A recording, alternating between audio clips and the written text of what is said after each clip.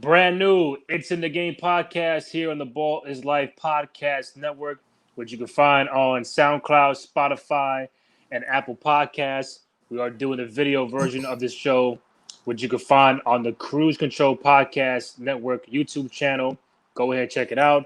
I'm joined by Joe Cruz Jr., the co-CEO of the Hoops in the Sun basketball tournament in Orchard Beach in the Bronx. My brother, who's on Instagram at J Cruz CEO, on Twitter at Hoops in the Sun, also at Commissioners.Corner, a brand new show he's starting up very soon. Yes, You can sir. find me on Twitter and Instagram at Randy J Cruz, RENDY, the letter J CRUZ. So, Joe, I got you here. We're talking NBA playoffs, the NBA bubble life. Monday, the playoffs begin. We know the matchups, we know the scenarios. But as a fan, I'll start with you by asking this: what was your biggest takeaway from the bubble games? What stood out to you? Who stood out to you? The layout, the format. What was your biggest takeaways from the bubble games? Hey, Randy, thanks for having me on the It's in the Game podcast, powered by Boys Life and the Cruise Control podcast. So thank you. I really enjoyed the bubble. To be honest with you, I was a bit apprehensive in the beginning, in terms of how it will look and how the fan effect will either help or hurt the teams playing. But more so, just wanted to see the creativity. I want to give a big shout out to the NBA and Adam Silver and his crew to with such a wonderful job they did to Right.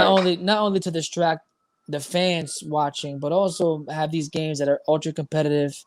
And there's a lot more space in the baseline. I definitely love the fact that virtual fans are actually real fans that's watching the game. You get a Mm-hmm. actually get a ticket to watch the game virtually, which is super cool. But the NBA is, cut from a different cloth. They're one step ahead. Um, they one of the few sports or entities that closed down when COVID-19 came in, and then they one of the first ones that got sports back and up and running and up and going in the right direction. So I was really happy to see the NBA come back. One, as a fan. Two, just from competitive basketball, and three, just to see how the NBA did it on the scale. It was really really awesome. It was dope Mm-hmm. and super creative. It felt like the real game. You had the real announcers there. You had Mark Jackson, Kevin Harlan. I mean, it felt right. Definitely there was some glaring things. Of course, the fans were not there, the photographers, the videographers, and all the glitz and glow that go into an NBA game. But for what it's worth, the bubble I feel was very successful. It felt like a little bit of a NBA Summer League, a 2.0, but with the with the top notch players. But the team that surprised me the most in the bubble, obviously, is the Phoenix Suns, and what an awesome run! Ran just an awesome Mm-hmm. run. Devin Booker put the book bag on, and told the cavalry to follow my lead, and he went straight 8-0, and it just shows you how the Phoenix Suns are, the team of the future. Hopefully, Mm-hmm. Devin Booker took in one step to being a leader, but also just a good, a great coaching fit for the Suns with hiring of Monty Williams and his whole staff to get that young crew under his wing and develop some kind of some culture and direction for this franchise. So I'm excited for the Right. Suns. The Suns definitely killed it. Devin Booker is my MVP, but I know that everybody will go with Dame Lillard because what Dame did in the bubble. I'm surprised why the bubble's still alive. I felt it would have busted. He was all over the place, man. He said prior to, to the NBA starting that if there's no chance for the Blazers to make it or teams that's in those ninth, 10, 11 positions to make a chance, that he wouldn't make this. He wouldn't attempt to play basketball or come back to the bubble to compete. And he got a lot of slack for that. He was criticized for that. Like just abandoning his team or just looked like he was giving up or whatever the hoopla was. So Mm-hmm. now seeing him, get to the eighth spot and hold it, with the young Memphis team. And shouts to Memphis and John Moran, who was my rookie of the year. They lost Right. Jaren Jackson Jr., and that was a big blow. And they got one hell of a coach going on down there in Memphis. They got a great nucleus with Morant, Jonas Valanciunas, and they got Jaren Jackson Jr. that I mentioned earlier. So they got a good group. But I feel Portland is the right team to be in, even though I'm a LeBron fan. I'm sorry for the fans to Yeah, I feel some know. kind of way. But it's the best matchup you want in a 1-8 matchup, right? It reminds me of that Seattle and Denver, right? I mean, a lot more firepower, of course, in Portland. They got veteranship, they got leadership, they got probably the best two guards in the league, if not top three, as combo guards, meaning Lillard and McCollum. And it's a scary matchup for the Lakers. So I'm a little bit excited, but I'm also apprehensive because I would have preferred, the Memphis or the Phoenixes. No disrespect to them, but I think Portland is a scary matchup for the Lakers, honestly speaking, and and I know we'll go more in depth in that, but just Yeah. that's where I'm at with that. So Dame was the bubble MVP, which is no surprise, They're giving out bubble MVPs. and they gave out bubble first and second teams. So the first Okay. team was Dame, Devin Booker, T.J. Warren, Luka Doncic, and James Harden. Shouts to T.J. Warren, Randy. T.J. Warren he was on a streak. He was an assassin. Yeah, Uh, I was waiting for you to tell me as far as the big surprise. oh yeah. So yeah, the big surprise for me, I mean, team wise was those two. Was of course Mhm. Phoenix, but and not surprising of Portland, but Portland scratched to the eighth, to the AC. So I definitely respected them. But in terms of the players, obviously for me, I know you and I was talking. I love T.J. Warren. I even got more respect for Karis LeVert. I appreciated more of Lillard and McCollum's game now that it's just strictly basketball. There's no Mhm. distractions, strictly watching the games. And so T.J. Warren was my standout player. No, T.J. Warren was a former Phoenix Suns member, and Right. he definitely stepped up when Oladipo was hurt, and just the way he was scoring and how effortless it looked, and his array of skills was on display in the bubble. So I'm definitely excited to see T.J. Warren hit his stride, hopefully, and give Indiana that boost they need, while Oladipo is still trying to get back to his All-Star form. And plus the fact they were playing without Sabonis too, so he was the All Star. Yes, So now they true. got two All Stars on the team, but Yep. he's out. I'm not sure if he's out the whole entire playoffs, but I know they're going to go into the Miami series without Right. him. So having T.J. Warren averaging 30 points a game out of nowhere was a good thing for Indiana during this bubble team. So For sure. For sure. They definitely found a gem with that one. And I think Nate McMillan knew that, and I think mhm. that it just took time for TJ to kind of get warmed up and get used to not only playing a different system, obviously, but playing in in the Eastern Conference, and just getting adjusted. So I think that 4-month layoff or 5-month layoff we had with COVID definitely got some of the players right, and I feel TJ Warren kind of fit in really well in this team. So I was really excited to see that come to fruition. So it had a second team with Kawhi, Giannis, Porzingis, Levert from Brooklyn, Yeah. and Michael Porter Jr. So you know how I feel about Michael Porter Jr. Hmm. I just there was not enough, footage or not enough uh, body of work, I should say, for him. I was really impressed with Michael Porter Jr. I knew he could play. I didn't know that he could put up the numbers he's putting up. But I mean, he's 6'7", legit. 200 at least. He could shoot it. He could put it on the floor. He could drive to the basket. He could take Hmm. contact. He's a solid player, and I think that gives Denver more depth in their rosters. Especially if they didn't have Will Barton playing in the bubble. So I'm hoping that he's going to be ready for the playoffs. But I feel Porzingis, and I feel Porzingis was actually also another person that I definitely seen growing in the bubble. We knew his ability. We seen his skill set in with the Knicks. I know you've seen it up front, in personal. But I think that Porzingis is actually maturing into his new role, Hmm. becoming a piece of a cornerstone to the Dallas Mavericks, and just the combination and the unity that him and Doncic work really good together, man. They're really really work well together. So Hmm. Luka makes everybody look good. He's definitely making Porzingis look way better than he was, or hopefully into true All-Star form. So I'm excited for Dallas Mavericks to in the upcoming playoffs.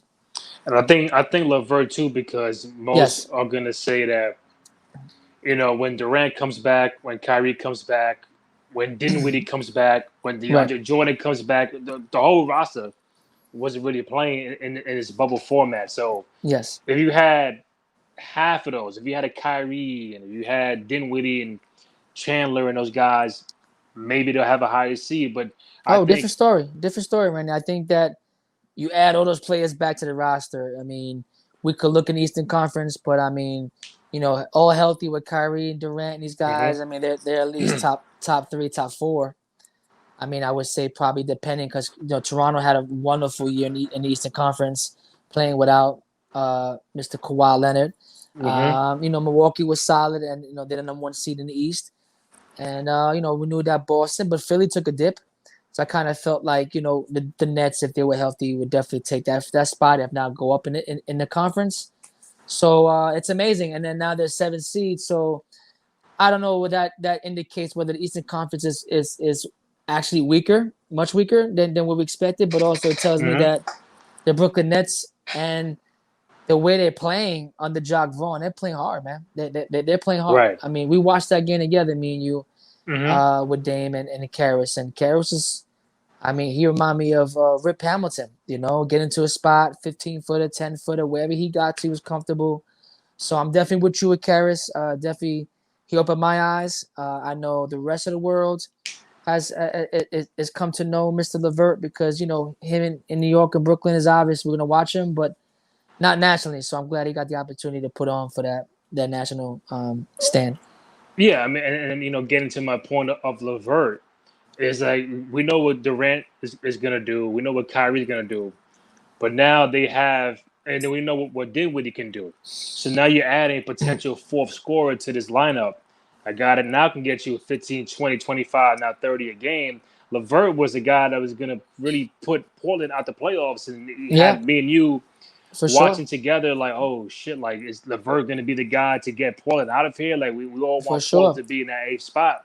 And that's what And, scares me, Randy. That's what scares me about the Portland. I don't want to cut you off. That's what scares me about Portland. I think we spoke about that offline. Like, mhm, as much as I think Portland is the right fit for the LA Lakers for sure as a 1/8 seed, they just like they defensively struggle like against, and no disrespect, like just players on the Nets that were either bench players or were getting into a rhythm into a lineup, and they struggled with them. They had Melo, they had Nurkic, they had Collins. Again, those guys are coming back to the mix, so I know they're not in tip top shape. But you got McCollum, you got Lillard, you got all these guys, mhm, and you're winning 2-point game against the Nets, and it took you a lot to get to that game. So my hope is the fact that they get it together, so this series can become how people say must see TV. mhm. But I mean, I'm scared about them because they don't play no defense, and if the Nets can score 130 to you, bubble or not, I mean, with Ant Davis and LeBron on each of the wings, and one, it's trouble. So I don't know. So it'd be interesting. Terry Styles got a major task in front of him And I think to defend Portland just a little bit, for sure. where I mean, yeah, the defense is not always there, but I think in the last week or so, like game after game after game, it Right. meant more to them than just about anybody else because Brooklyn can play in that final game. They're already in the playoffs, but they're still playing hard. Portland's getting Dame with 61, then he got to put up 51, then he got to put up 42, and then in the playing game earlier today, he had to put up 30 plus. So it's Right. back to back to back to back, and then when you get a Brooklyn Net team that don't really have all their great players, Yeah. they still go out and play hard. That can catch Portland off guard. For That sure. that brings you to a overtime 135, 134 kind of game, and you're on the brink of elimination from the playoffs. And it's like they're going full throttle every single night because they're trying to get into the playing game, not even the playoff, just the playing game alone, while everybody else could be coasting. So I know Right. Portland still has work to do. We saw what they did in the playing game earlier against Yeah. Memphis. Um, I love But that idea. Go ahead. Go ahead. no, but I want to tell you right now, and I hear you on that with Portland, and I know Hmm. you're a big time Lillard fan, so shout outs to Right. Dame Dollar. My only thing to you about that is like it shouldn't take Portland to the bubble to start playing games seriously. I'm not saying they were coasting. I know there were a lot of injuries on their roster, Hmm. but it shouldn't take. They're still talented enough to win these games. And again, maybe they couldn't close game. Maybe because they were gassed. I don't know. I agree with you. They hit the bubble, and they were steamrolling, right? And maybe they had all the pieces together that kind of made it make sense. But I kind of feel like they still had enough talent, still enough Mm. experience, and three All Stars. If you want to say that Portland has, and you want to consider CJ an All Star, he should be. Hmm. Lillard's an All Star. Melo's been an All Star. So there's technically three All Stars in this team that could really propel to win games, right? I just don't want the narrative to be like they got in the bubble, they started going hard. It should be that be the case all the time. And I'm not saying I'm an expert in terms of NBA basketball, but I know when guys go hard and guys don't, and I know they did it at the right time. I just hope that this lets them know that for you to be an eighth seed with all this talent, I mean, it either tells me that they didn't go as hard as they wanted to, or they could have with injuries and all that stuff, or the Western Conference is really that tough. So I'm excited to see the playoffs, and it's so quick, right? The bubble will finish, and then here Hmm. comes Monday and Tuesday. We're right back at action. So Right. definitely great to see the NBA back in action. Well, they did get Nurkic back. Yes, That was a big major plus for them. major. So now I can understand why they were kind of going up and down, floundering during the regular season before the pandemic. So they get him back. Rodney Hood it was out the whole Right. portion of the They got year. Collins back. They got Collins that came back. Collins hurt his ankle in the game today or the day Hmm. prior, so he didn't play Okay, at all. but they still Trevor, got Whiteside, and they got all the bigs too, man. They got all right? bigs, so they can compete. And I'm saying this as a LeBron fan, like that's a good matchup. If they clamp down, if Portland clamps down, and they get to it, and you get Melo and you get LeBron in the matchup, and you get them in that situation, right? I mean, those guys can clip them. If the Lakers aren't ready for that situation, right? I'm not saying they won't. They'll be prepared. They got the best player in the game. They got the best power forward in the game. So this is people are gonna go Lakers, right? But I'm just saying if Portland clamps down, they get to act together. They knock these shots down. Nurkic gets back in more shape. Hopefully Collins gets back on his feet from the injury, and they start clicking. Man, it could be. Mm-hmm. It has potential written all over it. Is what I'm saying. Right. Yeah, because even on Twitter, man, you're gonna have your Laker Nation faithful gonna say LA in five, and that's it. Which I could understand because the amount of effort Portland has been put in to get to the spot. Does Yes. fatigue play a factor? We don't know yet. Mm-hmm. Um, to be reasonable, some are saying Lakers in six, which sounds kind of doable. That's why I have it at, man. Oh, and then let me ask you, where do you have it at? I have it at 6. I LA think I think LA in six. could go 7. I wouldn't be surprised if it went seven. Exactly. We know Barkley. he has Portland. He has Portland all the way to the finals. Not sure about that, but But this is my thing. Portland has the ability. Like they have the right. team that can do it. They went to the Western Conference Finals last year, Mm, and they lost to a Warrior team. Right, Rand? yeah. Correct me if I'm wrong, right? And I Mm-hmm. think Durant wasn't playing. He was hurt. Mm-hmm. They went to the Western Conference Finals, and you add Carmelo Anthony, and you adding Whiteside, right? It Yep. just it they have the ability to do it. I don't know if they get enough stops on the defensive end to get them there. Can they? Yes. Will they? That remains to be seen. But And go and ahead. and, and that's what I'm saying. Like, if this goes seven, I'm Yeah. not surprised because yes, they have LeBron and AD Lakers, but that firepower that comes from Portland, Yeah. that's going to be hard to stop. I mean, mind you, LA they won't have Avery Bradley, they won't have Rondo, Oh, they and won't have then Rondo. no, Okay. for the time being, and then Okay. Portland won't have. We'll see what happens with Collins, and then Trevor Ariza decided not to play this whole bubble thing, so they're missing Right. him. Right. So it's kind of even to a degree. I think LA in 6. If it goes 7, I wouldn't even be surprised if Portland wins in 7. I wouldn't be. I listen. I'd be devastated. You Oh, know, because you're a LeBron fan. That's I'd be why. devastated. I mean, my man has never been at the first round, so let's just keep that 1,000. He Right. has never been at the first round. He hasn't been in the first round in what since last year, 9 straight years. So Mm-hmm. for you to tell me that I'm going to sit here and say LeBron is going to be out exited the first round, I have to see that. And again, my man could be unclutched at times and 3 for 9. You're going to tell me all these stats. Mm-hmm. But the stat you can't tell me right now until I see it if he ever gets bumped at the first round. I think championship pedigree, veteran leadership with J.R. Smith. I mean, once he gets in rotation, Dwight Howard is solid at the bench. Mm-hmm. McGee could be solid in spurts. Caruso's coming together at the right time. You got Waiters. Waiters is actually can be one of those sneaky players that could really make a contribution in these first, in these round matchups in the playoffs. So I wouldn't be surprised of 7 games, man. Nah, I would tell you that. I won't be surprised of that.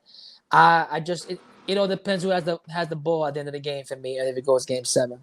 And I just we always say, Ram, we just want the games to be competitive, right? Right. The only thing that makes this whole thing intriguing for every team that's playing the playoffs, no matter what Vegas got, no matter what we got, there's no home court advantage. Facts. Like even when I'm watching the games in the bubble, I didn't even know who was the home team. I don't know who was playing. Like I didn't know who was who was the home, and the logos on the floor, but they got dark colored jerseys. I didn't know, and it didn't care. I loved the fact that I was watching basketball. And I didn't really care if the fans were in there or not. And I missed them. But I think this is an opportunity for every team to feel like they have an opportunity to make the championship. And I feel with no home court advantage and in the game 7 Portland, I wouldn't be surprised. So I think it's wide open to a degree. I know we'll get to the matchups in a second, but I think it comes down to a Lakers, Milwaukee, the Clippers. Like, don't sleep on Toronto. Boston's out there too. But before I move on to that, I think what's also intriguing about this whole Lakers and Portland thing is this whole LeBron Carmelo factor. This 17 years in, they're going at it again in the playoffs. They went at it in high school in Oak Hill and St. Vincent St. Mary. They went at it when in Cleveland and Denver. They went at it with Miami and New York. Now with LA and Portland. I'm a big Melo guy, and I'm just happy to see him back in the league. Yes. A year and a half, 2 years away for no apparent reason. Solid year. Solid year. He looked wonderful in the bubble. He lost so much weight. Mm-hmm. He looks thinner. He's looking like he's a team player. Not saying he was never a team player, because that's a bad stigma around him. He's a great dude. But the aura looks good. He looks healthy. He just looks, mentally healthy. So I'm excited. And say what you want, a Braun fan or not, he should have won the Rookie of the Year. He should have won it. Oh, Carmelo, yeah. So this could be revenge. This could be revenge. I know how people start making these storylines, whatever. And I know Melo's not big on awards or accolations, but I know he should have won the 03 Rookie of the Year. And this is his time to get him, right? This is the time to get him, and he has the players around him now. Melo got the players behind him, and now he don't have to be the man, respectfully. So that would be a very intriguing match, and I hope they guard each other, Randy. I hope they guard each other, and it'll be intriguing. So I know you was going to the Melo situation, so yeah, because me as a fan, it's still weird and surprising to see LeBron still playing at a high level in year 17. Melo was playing in year 17, and you go back into that draft. It was LeBron, D Wade, Bosh, Melo. Right. Those were the four main guys. Yep. D Wade is retired. One of Bosh, the best classes ever yeah. to come out. D Wade's retired. Bosh had to retire for health reasons. So LeBron is still there. Melo is still there. You get them in the playoffs once again. Yep. You don't know how many more times you're gonna get that. So I think every fan should appreciate that. For sure. Should be fun. You know, hopefully they guard each other. But as a fan, seeing LeBron there and Melo there, and both in year 17, still at playing at a high level, what takeaways do you take away from that? Seeing LeBron and Melo finally gonna go at it in the playoffs. I mean, listen, whenever you get Hall of Fame versus Hall of Fame, it's gonna be spicy TV, and that's the reason why I want to go 7 games because like you said, you're never gonna really get to see this one more time again. And I feel Melo being in shape. I feel Melo being around, some gunslingers, and LeBron didn't look too good for me in the bubble. For me as a fan, I know he's a couple of steps slow. Hope he picks it up in the playoffs or getting into the rest of the season. I mean, I wasn't too happy with that. But I think that if they guard each other, I mean, Melo can score with the best of them. You know what I'm saying? Melo can score at will. And I know LeBron could too. So I don't know if that's a wash, but there's going to be a moment in this series that they're going to go at it. And there's going to be one of those matchups that they had when they was in Cleveland and Denver, or back in the New York and Miami days, to be in that situation where they can really, put up a game for the ages, and they can still do it. They can still do it at a high clip, and that would be an intriguing matchup. So, you already know who I'm going with. Of course, I know who you love. I know who you might go with. I know that point guard on the other team, on that Portland team, you love to death, and I don't know if you. This is the moment of truth for you. Who you gonna pick? Because every time Portland's on, you watching them. So we need to find out it's in the game. Who you gonna go with? Well, this is a tough matchup for you. Well, I got till Tuesday. Game one Tuesday. It should be fun, man. It's just, Randy, but how you feel about the Melo and the LeBron matchup? I mean, I know you've been a basketball historian pretty much all your life, and seeing these guys match up, how you feel about it? What do you want to start about seeing them together? I think from a funny standpoint, it's like, man, we're getting old, man. We're seeing we saw those two guys come out of college and high school and 17 years ago, and see how they develop on and off the court. They're best friends off the court and everything. So had a few times of them playing against each other in the playoffs, more so in Miami and New York. Great battles when they were in Cleveland and Denver. You mentioned earlier, Melo should have been the 2004 Rookie of the Year. Yes. Melo could have been a MVP in 2013. I think he probably had one first place vote when he took New York to the second round. I think LeBron won that year, if I'm not mistaken. But they're always going to be tied to the hip. Those two guys, D Wade, Chris Paul, the banana boat people. And again, just to see Melo back playing at a consistent level where people don't need to expect the Denver Melo to come back and get 25, 30 again. Can he still do it? Yes. But you got a guy like Dame and a guy like CJ that can carry the load, and Melo could just bring in 15, 18 a game and hit a clutch shot here and there. We saw in his bubble, he did produce pretty well. So that was good for him and Portland. And he made a big shot today. He made a big shot in the game today that put him up by 6 and put the game away.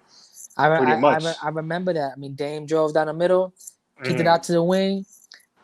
Everybody kept saying, if you're Dame Dollar and you want to be the superstar while you take the shot, that's what makes him also more lethal. He can kick that ball, and he trusts his shooters.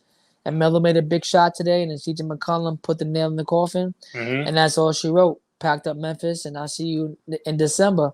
So if they come with that mentality, and then Lakers are sharp and on their grind, it's going to be. I believe it's going to be war. I hope that it's not going to be a situation where we're going to watch boring basketball in the playoffs. Right. I don't want that to happen. I So, think just the bottom line, man. I would never understand why nobody wanted to pick up Melo mm, for a year and a half, 2 years. How everything ended with the Rockets, the Thunder, and not getting a tryout, not getting a look, and it's like you got a prolific scorer, first ballot Hall of Famer, just waiting to get picked up, and Portland just happened to be the right fit. And I'm looking at it right now. Now he's the 15th all-time leading scorer. it's So amazing. you had this guy chilling on the side for a year and a half for whatever reason, and Portland took a chance. I know Dame wanted Melo to be on the roster 2 years Yep. ago. Yep. So now everything comes full circle. So I know this whole LeBron Melo matchup is probably going to be the main story. As it But should, and also, yeah, as it should. Also, what's scary about that stat you just mentioned about Melo being 15th all time? Don't we all wonder what he could have been now if he would play the last 2 years yeah, in terms of scoring? yeah. He might have been 10th. Might be That top might have 10. been another storyline that would have been in playoffs if he had played those last 2 years. Mm-hmm. Because Melo can score in bunches, so we know he wasn't gonna be, putting up dud numbers. So I'm intrigued about that stat, like just 15 all time. I'm gonna imagine if he played the last 2 years. I think Mike Breen said something like if Melo was to play like a full season, the next 3 years, maybe 2 or 3 years, he could end up like 10th. But right now, he's like maybe 10, 20 behind Duncan. So he'll get that, Right. So I'm saying real if it's quick. 2.5, 3 years, you'd have had that. He'll He be would have top been 10. he would have been cracking top 10 now or in December if there was still Right. COVID. So no, listen. People get on Melo for some apparent reason. Mm-hmm. I know we had a chance to meet Melo, so shouts to Melo and his family. Right. Melo is a real good dude, man, and he gets misinterpreted. So I hope that he's just not known for his Olympic attributes. I think if he can knock out the Lakers and move along this journey that Barkley's saying to the Imagine finals, that. I mean, what a story ending. I mean, not a story ending, but what a story that Imagine would be, that. right? Mm-hmm. And Sugar Honey Iced Tea, that would be some NBA news right there, man. The Portland Right. Trailblazers, your 2019-2020 It NBA could happen. champions. It could Wow. happen in the It's bubble amazing. again. It It's could amazing. happen. Listen, Toronto did it last year. I know they had Mm-hmm. Kawhi. And now this year they're second in the freaking East. Who thought that they will be second in the East? So, there's storylines all over the place, and that's why I think the bubble was much needed. I think it gave us an opportunity to kind of get a break and really appreciate basketball. I think after Kobe Bryant passing away in January, rest in peace to Kobe. He's in the back of my wall. Mm-hmm. And I guess it was a nice pause because of all that was going on, and it gave us an opportunity to appreciate the game more and appreciate basketball, the way we are talking about it now. So I'm excited, and I can't wait for the playoffs starting Monday and Tuesday. So, Joe, the playoff matchups are as follows. So, the Eastern Conference, you're going to have Milwaukee and Orlando. Okay. I got You asking me who I'm going with, or you just going to mention those? No, I'm going to mention it and then ask you Copy. who Okay. you got winning and how many games. So, Milwaukee, Orlando. Do I give Orlando a game? Am I being too nice? Am I saying Milwaukee in the sweep? I'm going Milwaukee in the sweep. Okay, Milwaukee in the 4.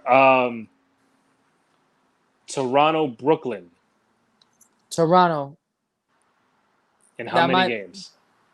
5? I think 5. After what I've seen Karis LeVert do, I think he has the ability to take over. Mm-hmm. Get a game? But I don't know, man. They got Siakam. They got a lot they of play length hard, on that team. though. They have a lot of length on that Brooklyn. team. No, they play hard. I don't think they have enough talent to get him over that hump, right? Not saying they can't play. Okay. I don't know if the talent can bump him over. I'll give them a game, but I'm close to saying a sleep on that, respectfully. All right. I got Toronto in 5. Boston, Philadelphia. No Ben Simmons. I got Boston in 5. I would have had Boston in 6 as Ben Simmons plays, so that don't matter to me. Okay, I got Boston in 5 as well. And probably the most intriguing matchup of the East, Indiana, Miami. I got Miami in 7. Or going 7. Tyler Hero for 3. I'm calling it right now. Then you get the Jimmy Butler and T.J. Jimmy Warren Butler gonna stuff. get it. Yeah. Jimmy Butler gonna get on top. T.J. Warren gonna guard him. They're gonna be a pick and roll and a high pick and roll, and then Jimmy Butler gonna come down the middle, kick it out to T Hero, 3-ball, corner pocket. I'm calling it. That's gonna be an intriguing series though. Right.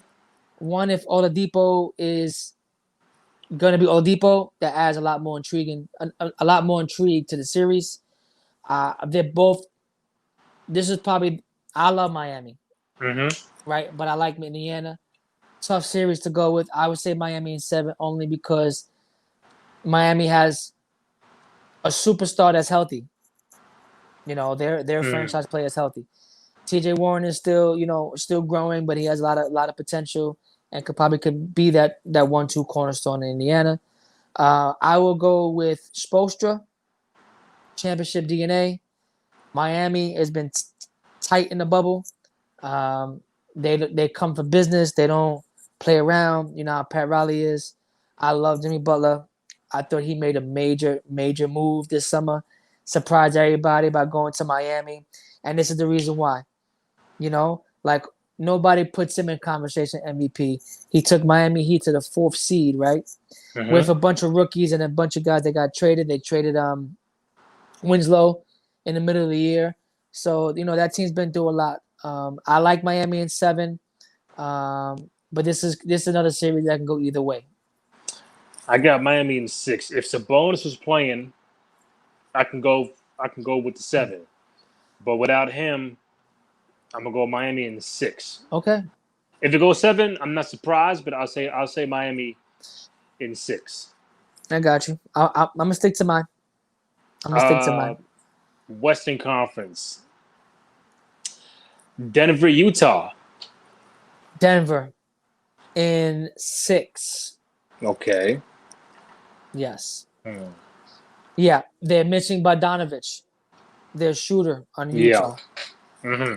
And Conley is always a respectable point guard. I don't know if he's gonna, he has to play well. Right. Somebody has to alleviate Donovan Mitchell from all the attention. And I think Conley and Bogdanovich would have been a nice little 1-2 to give Donovan some off the ball action.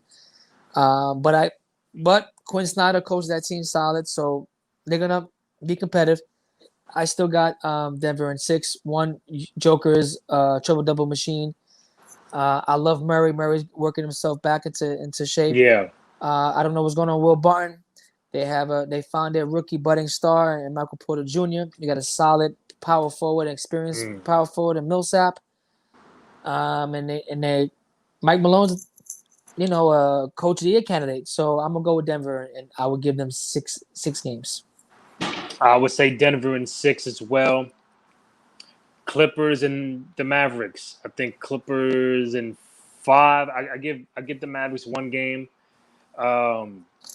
Clippers are just too solid, man. Plus, they're getting Montrez back. They're deep top to bottom. Finals contender.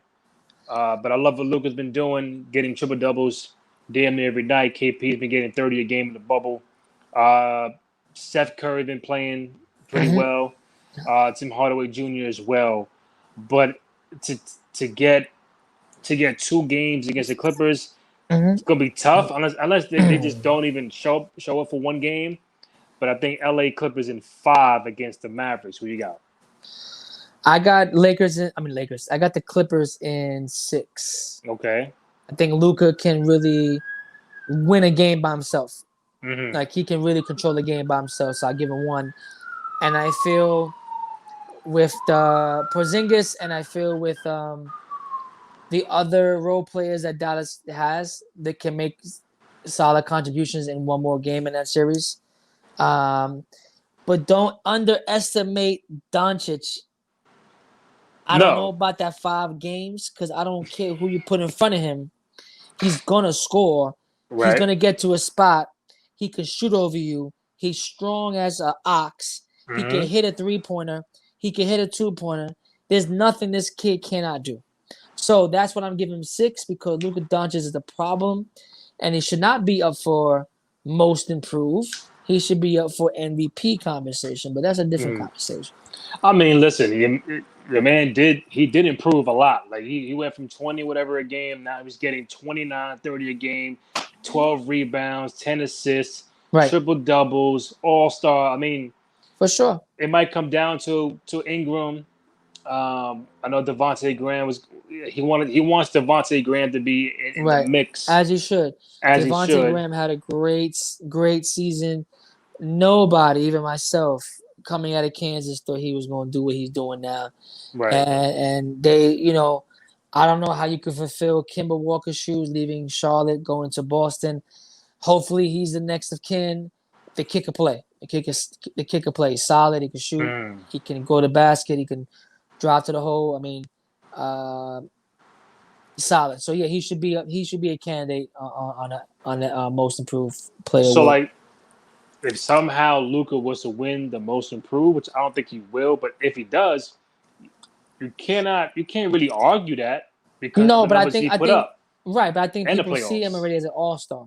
Right. You know what I'm saying? So people already see him as the top one of the top 10 players in the NBA now at just a Mm-hmm. rapid pace. So people might skip over that he's most improved because he was so good and then he got so nice, right? Because he was really good, and like Devontae Yeah. Graham, not saying he wasn't good, but he was scoring like 5 or 6 a game, maybe 8, and then he bumped this to 19, 20. That's a major jump. Luke was averaging 20, 22, 7, 7, 20, Mm-hmm. 23, 7 and 7 or something like that, and now he's like to 30 and 9 and 9. Like it's a major improvement. Don't get me wrong, but I feel that he was already at that conversation and putting him in the next group of people where the other candidates were not in those conversations, and I feel like he's already proved himself to a different platform. Right. So, but listen, you can't argue that. I agree with you, but I will go with Devontae Graham. I will go with Ingram. I just feel Luka is already in that conversation of like passing the Mm-hmm. torch. So And I think the one playoff matchup that has people intrigued because of the former players are the Houston Rockets and the OKC Thunder. Westbrook, Chris Paul, other guys involved. Um, Westbrook could miss a game or two, so that makes people think OKC can really win this whole series. So if you're asking me, that's probably the one playoff matchup that can go the entire distance. Oh man, I think OKC can get them because even if Russell was out a couple games to get him back into the whole swing of things, coming back from the quad injury. OKC shocked a lot of people by even being in this playoff kind of mix. right, And people thought trading Westbrook and getting Chris Paul was cool, but can it be a playoff team like an eighth seed? Now they're in that 4-5 mix, and you get the Houston Rockets. I'm going OKC in 7. Who do you got? OKC in 6 or OKC in 7. Mm-hmm. That's what I'm going with. Anybody wants to say Chris Paul is a selfish point guard, or is all about himself, has it all wrong. I'll admit that I was originally a Chris Paul fan, and then as he went to different teams, it kind of teetered off. He really came back to Oklahoma City to make a name for Oklahoma City and also make a dent in that franchise and let everybody know that he's brought that team back to life in He, terms of where it was before, right? So you can't he compare. made them better too. He made them better, and Yeah. he got young kids around him. He got a young core. You got young Shea with him. You got a bunch of people that can play. You got Adams. You got Gallo. Got You got Gallo there. Gallo. You got our young boy Hami in there. Did well last night. Right. You got Lou Dort. You got a bunch of little pieces going around here that they can really compete. And these aren't names that anybody could be like, oh yeah, I know who Lou Dort is, and when you play that, I mean, probably some of you guys would, some of you guys won't. But my point exactly is that Chris Paul will make them look good, and I believe Chris Paul is a true point guard and leader, and he got this team clicking. And Billy Donovan is up for the Coach of the Year. Nobody expected OKC to be in this situation, so Right. I agree with you. I mean, I actually had him in 6 because I just feel like that. I feel Westbrook's game, him being out, and then him coming back into the rotation game 2, if he was to come back game 2, will disturb them a little bit and throw them off a little bit. And I'm scared about Houston's height. They have no height, and I feel that will be detrimental to them, kind of catching up. You got, bodies over there with Adams and so on and so forth. So they will have their presence be known. So I know just for that reason, with the height and Westbrook being hurt and how he's going to fit in that mix moving forward will be probably the most intriguing part of this series. So for you, when you look at it, who do you have in the conference finals for both East and West? Are we going Lakers and Clippers? Are we going with like the Bucks and like Toronto? Does Boston get there? Does any other team in the West have a shot like Denver? Are we going chalk with just the main four that everybody keeps talking about? I'll give you two and I'll give you 2 and a potential in the West. So obviously Lakers and Clippers will be obviously one. Lakers and Denver. Or if not, Clippers and Portland will be another one for the West. Okay. The reason I chose those, obviously Clippers and Lakers are the best teams in the NBA on the Western Conference. I like to see that dream matchup.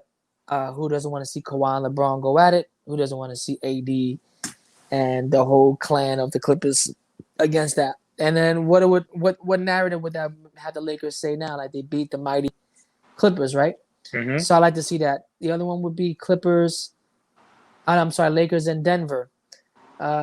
Denver got top to bottom, probably one of the best starting fives and a solid bench that can get him into hopefully the Western Conference Finals. They went last year. Then they went to a Game 7 when their playoff series ran. Who, Denver? Yeah. Semis. They lost to Portland. Right. So they lost to Portland semis. So I feel that this could be a bump with them to make it to the finals. And then my last dream one would be probably Portland and Clippers. One, I think the Clippers will probably. I think the Portland would obviously take out the Lakers. And the Clippers will continue doing damage to meet the Portland Trailblazers. Should have seen that. I think the Portland Trailblazers will have the most longest and gruelingest gauntlet to get to that Western Conference Finals, and then also get the championship. So they're gonna need a lot of help. They're gonna need a lot of stamina. They're gonna need a lot of luck in their favor. If that's the route that Portland happens to go down.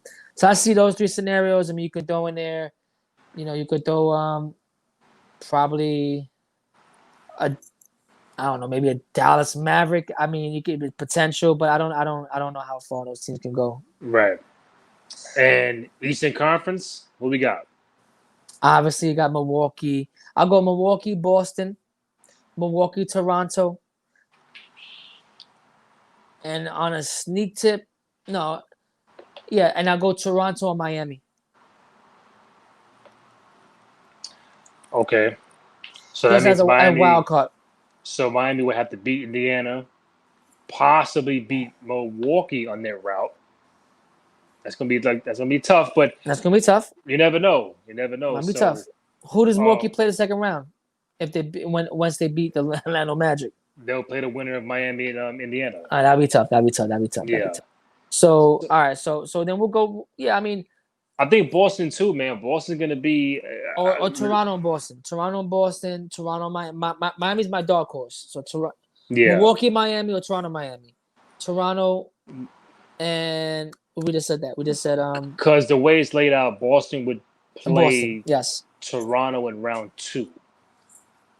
That's good. Tough matchup. So Boston, get him out of here. I think I would like to see Toronto defend their championship, at least get to the conference finals.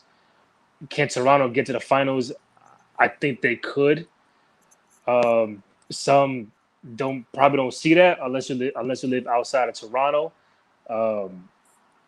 I don't know, man. Toronto's good, man. Siakam got better, most improved last year, All-Star this year. Kyle Lowry's playing really good. Van Fleet playing Yep. really well. Gasol, the veteran. You got So Powell. You got Powell. You got I'm just saying, our fans are gonna be like, "Oh wow, I can't wait to see Toronto and the Lakers." I don't know. They I said think they said it last year. I think from the beginning, people had the Lakers in Milwaukee. If that happens to be the case, then I'm all cool Obviously, with yeah. that. Obviously, yeah. For sure. I mean, who doesn't want to see Giannis and LeBron? But you know Right. what scares me? The same way I felt about Portland in the Western Conference. I felt, and again, Giannis is going to probably be the MVP this year. I don't. Has he got? I mean, he got a lot better, but can he? Can he Hmm. get focused on knocking down threes and getting that situation in place with the inabilities that he had last season? He got through. He could push through this season, right? Those inabilities and those situations he was struggling with. Can he get through Hmm. those? I mean, what, 30 a game, 14, 15 rebounds, Oh no, I'm not worried assists. about that. Right. No, I'm about the playoffs where he struggled against Philly Yeah. and struggled against Toronto and how they exposed them. Has he worked on those things to get to the Eastern Conference Finals and get to the finals? I mean, I think so to a degree, and I think Milwaukee learned from last year when they got Toronto in the conference finals and they were up 2-0. Then you come back this year, and Middleton's a way better player than last year. My only fear would be when Giannis goes out the game or he's not playing well, who's going to step up? So that's where Middleton comes in. That's where Bledsoe comes in. That's where Brook Lopez comes in hitting For threes. sure. And all these, DiVincenzo and Corvus, and everybody has to step up. When if he's not playing well, Right. or if he's out of his element, you know, Middleton 20-22 a game, pretty good. Bledsoe got to get back, in the mix of things. So Right. um, that's why I'm like a Boston can really win this whole I love Eastern Boston. Conference thing because Yeah. they have Tatum, they got Brown, they got Kimba, they got Hayward. It's like they got 4 legit All Stars and scorers. For legit. Milwaukee got 2 All Stars, but then they just play well together that they can really win games without Giannis doing all of that. So I think bottom line is it'll be intriguing.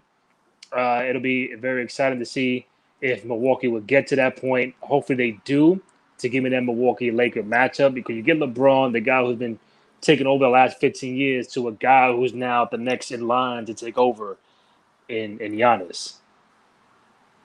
I'm with you. I would say KD's the next LeBron in terms of taking over, but I can see how Giannis and a few of the young cats are kind of starting to take over that next wave. So I can Mm-hmm. see it. And it'll be a good story. I think it'll be an opportunity to, show people, show Giannis at his highest ability to get through what he got through. And then, see LeBron can either, defend his king title and his championship, getting his 4th one. So many has eluded him at this Mm-hmm. time, and I think that the time is the essence for him. So you already know how he is. He's already Right.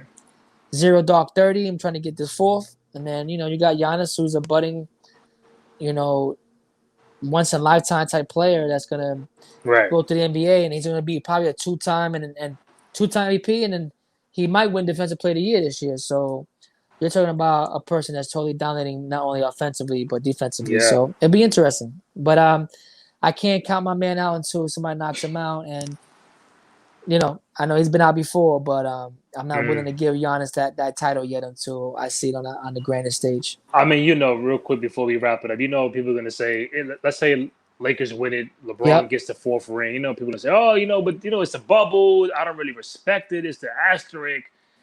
I mean, listen, I think there's no advantage to everybody. Right. There's no flying. There's no this and that. Listen, everybody is in the same spot, same advantage for everybody. So if the Clippers win, it shouldn't be an asterisk. If Milwaukee wins, no asterisk. If the Lakers win, no asterisk. It's just the best. That's the bottom line. But when it comes to LeBron, people throw that little jab. Like, my thing is this: when they beat OKC in 2012 with like 65 games, there's no asterisk. They count it, right? So when Right. San Antonio wins in 99 with 50 game season, there's no asterisk. Some could put it, but they played a whole season. What do you expect? So now with this Mm-hmm. different scenario, I get it. I understand it. But I think no matter who the winner is, it shouldn't be like a bullshit kind of championship or an asterisk. Like, listen, yeah, but nah, if they go out there and do it, then they do it.